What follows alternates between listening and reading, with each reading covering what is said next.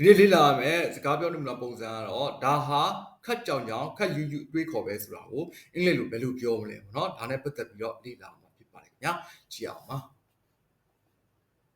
ဒါဟာခတ်ယူယူတွေးခေါ်ပဲကျွန်တော်တို့ဗမာစကားမှာဆိုရင်ဟာတော်တော်ကြောင်လိုက်တာနော်ဟာတော်တော်ကြောင်လိုက်တဲ့တွေးခေါ်ပဲအဲ့လိုမျိုးပုံစံပေါ့နော်ကျွန်တော်အာမေဒိတ်ဝါကျရေးပါဖြစ်ပါတယ်အာမေဒိတ်ဝါကျရေးပါဖြစ်တယ်ကျွန်တော်တို့ what နဲ့စပြီးတော့အာမေဒိတ်ဝါကျကိုကျွန်တော်တို့ရေးရမှာဖြစ်ပါတယ်အဲ့တော့ဘယ်လိုရေးမလဲဆိုတော့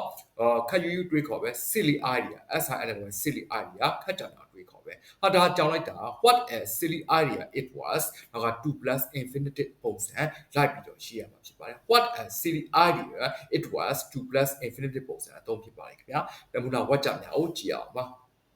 What a silly idea it was to leave the door open all night တညလုံးတကားကိုဖွင့်ထားဖို့ဆိုတာတော်တော်ကိုကြောင်လိုက်တဲ့အတွေ့အခေါ်ပဲ What a silly idea it was to go outside without an umbrella ဒီမပါပဲအပြင်ထွက်ဖို့ဆိုတာတော်တော်ကိုကြောင်လိုက်တဲ့အတွေ့အခေါ်ပဲတော်တော်ကိုယူမိုက်တဲ့အကြံစီပဲစိတ်ကူပဲဟုတ်ပြီနော်ကျွန်တော်ဆက်ပြီးတော့ကြည့်အောင်ပါ What a silly idea it was to fight over a small try fight over a small try argue for a small problem အသေးဖွဲကိစ္စအတွက်ညှင်းခုန်နေဆိုတဲ့အဓိပ္ပာယ်ပါအသေးဖွဲကိစ္စအတွက်ညှင်းခုန်နေကြတာတော်တော်ကိုမိုက်ကြတာပဲ What a silly idea it was to skip breakfast before the exam စာမွေးမတိုင်ခင်မှာ breakfast ကိုမနက်စာကိုမစားဘဲနေတာဟာတော်တော်ကိုယူမိုက်တဲ့အတွေ့အခေါ်ပဲဟုတ်ပြီနော်ကျွန်တော်ဆက်ကြည့်အောင်ပါ What a silly idea it was to shout in the library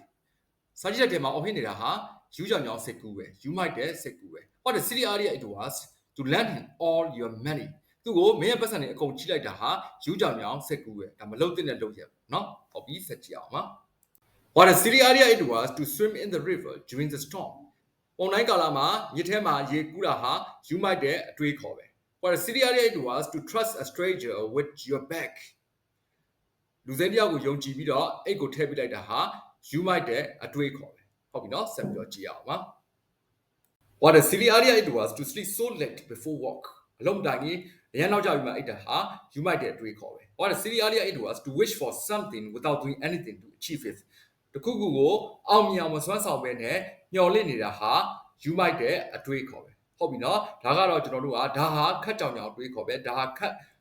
ခတ်ဆိုးဆိုးအတွေးခေါ်ပဲဒါဟာယူမိုက်တဲ့အတွေးခေါ်ပဲဆိုတဲ့အသုံးကိုလေ့လာခဲ့ကြတာဖြစ်ပါတယ်ခင်ဗျာဒီမှာဝါကြမြောက်ဖတ်ပြီးတော့အစားထိုးပြောဆိုသုံးဆွဲကြည့်ပါအားလုံးကျေးဇူး